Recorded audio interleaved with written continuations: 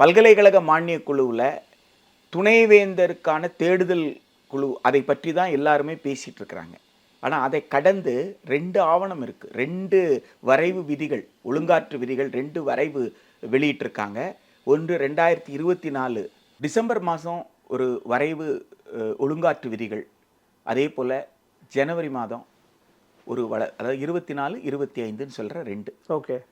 இந்த 2 வரைவு விதிகளும் அரசிதழில் வெளியிடப்பட்டால் நோட்டிஃபை ஆச்சு அப்படின்னு சொன்னால் அது கூட்டாட்சி தத்துவத்தை சவப்பெட்டியில் வைத்து அடிக்கப்படும் கடைசி ஆணி.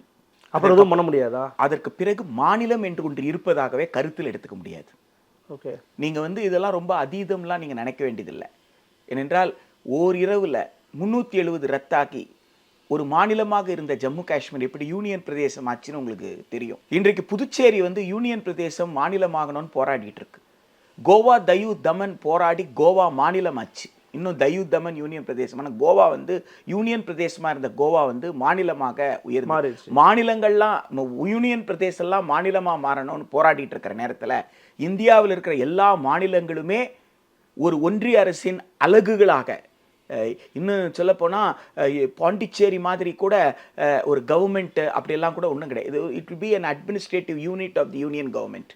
ஒன்றிய அரசினுடைய ஒரு நிர்வாக அலகாக ஒவ்வொரு மாநிலமும் நடத்தப்படும். ஒன்றிய அரசு என்ன உத்தரவுகளை கொடுக்குதோ அந்த உத்தரவுகளை நடைமுறைப்படுத்தக்கூடிய நிலையில் மட்டுமே மாநிலங்கள்